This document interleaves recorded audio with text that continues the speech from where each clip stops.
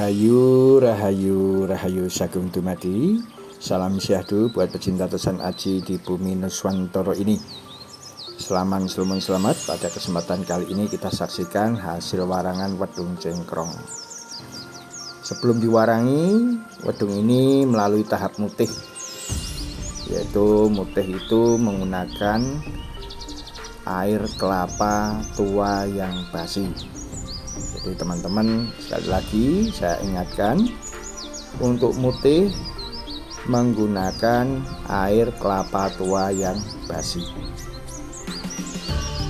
Jadi bila cukup direndam dengan air kelapa tua yang basi, jika ada air kelapa didiamkan dulu paling enggak 3 hari, baru dipakai untuk merendam Tosan Aji atau pusaka. Direndam setiap 3 hari sekali, baru diambil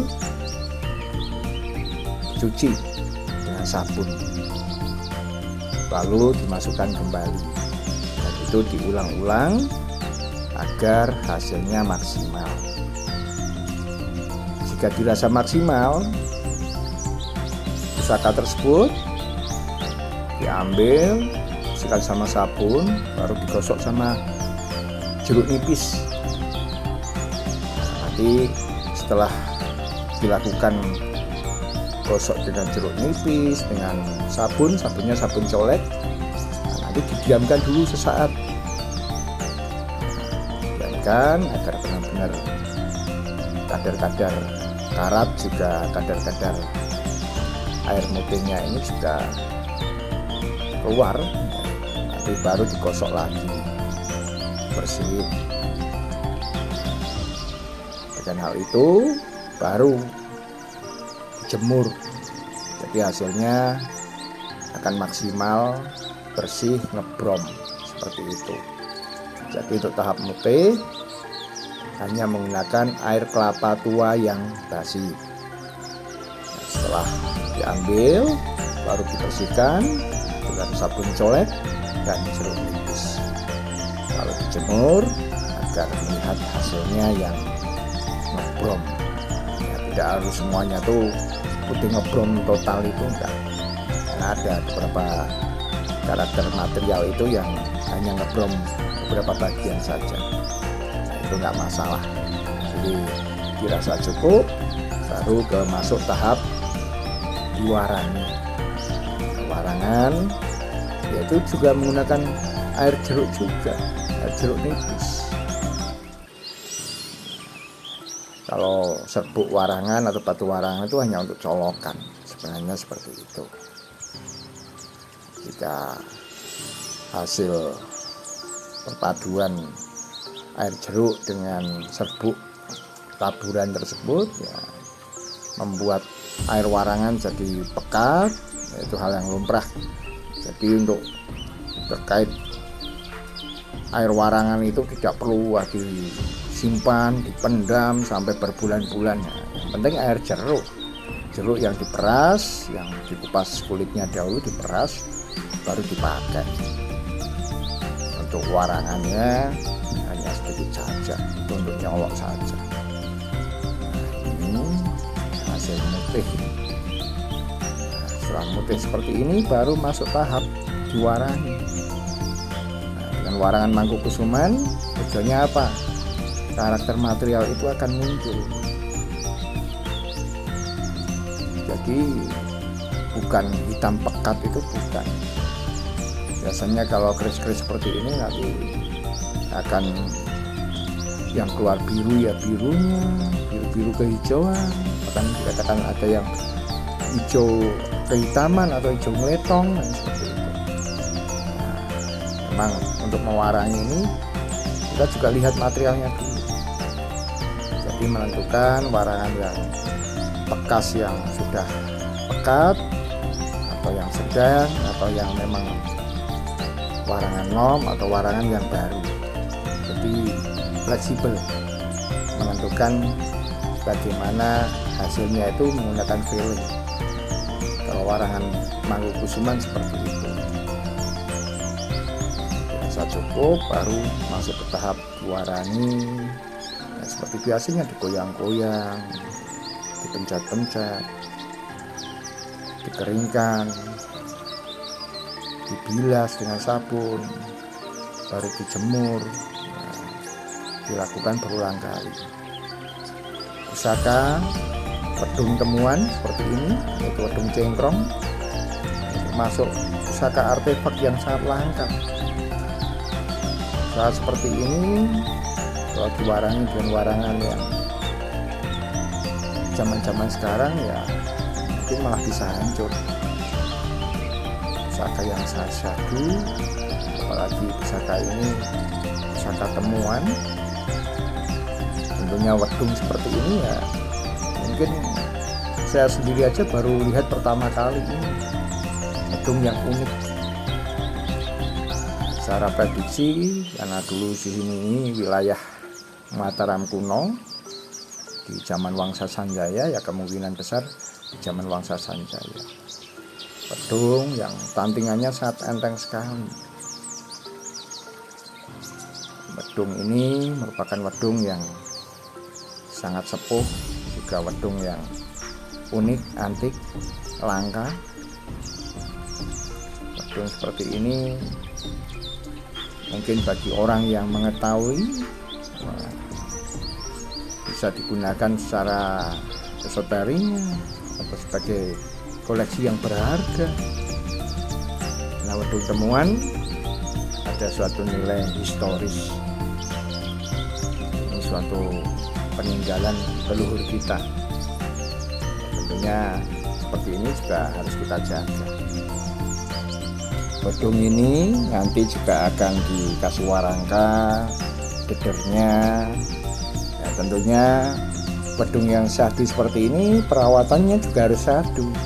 Tentunya dengan perawatan secara tradisional sesuai dengan tradisi leluhur.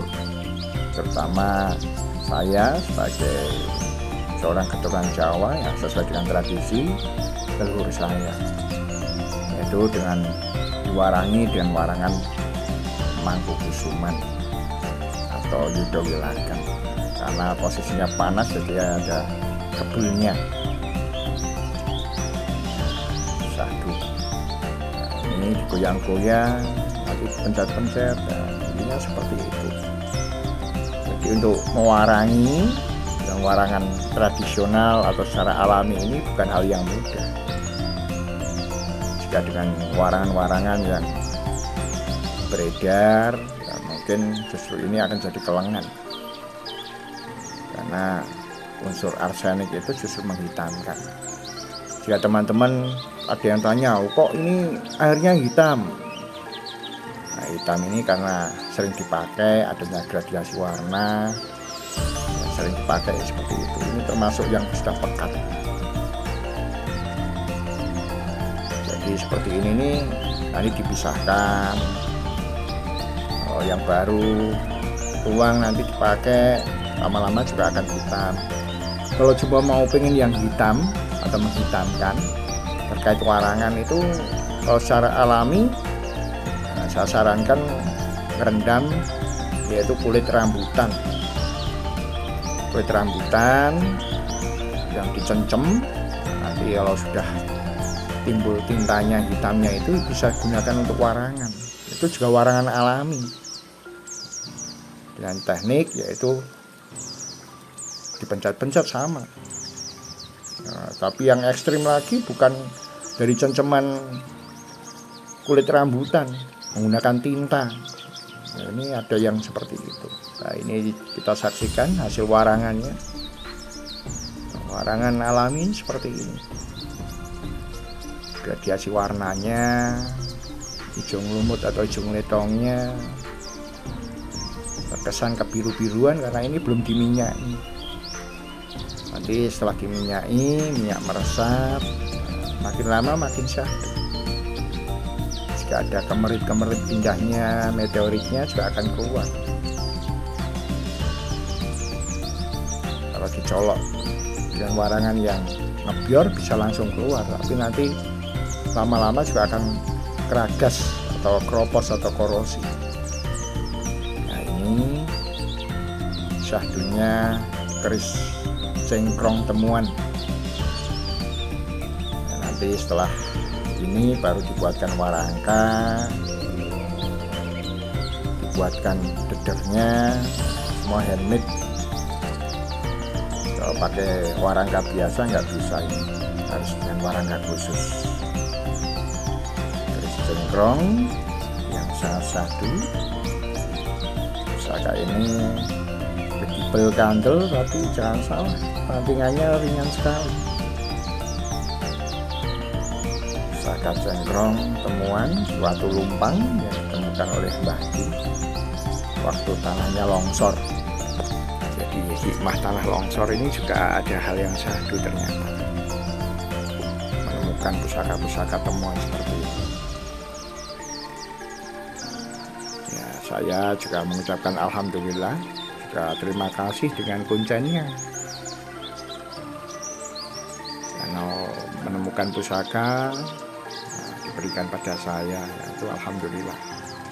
Kalau kita baik dengan orang, orang akan baik dengan kita. Sopo nandur bakal ngunduh wong pakarti, seperti itu. Pusaka yang tandingan sangat ringan sekali, sangat satu sekali. Pusaka cengkrong unik, satu-satunya di dunia. Semoga tayangan ini bermanfaat buat teman-teman semua. Yang menyukai jangan lupa diklik like-nya atau gambar jempolnya. Yang belum subscribe diklik subscribe-nya. Diklik juga gambar loncengnya untuk mengikuti dan terupdate dari Omah Keris Salatiga. Dukungan teman-teman membuat channel ini makin berkembang. Di channel ini kita sinau bareng nguri-nguri budaya terkait dengan pesan aji. Kita bahas dengan berbagai sudut pandang, baik secara esoterik, garap, dapur, dan lain sebagainya, bahkan terkait dengan mewarangi. Semoga tayangan ini bermanfaat. Rahayu. Omah Keris Salatiga, buka Google, ketik Omah Keris Salatiga, akan menemukan alamat galerinya. Kontak 082135135007. Omah Keris Salatiga.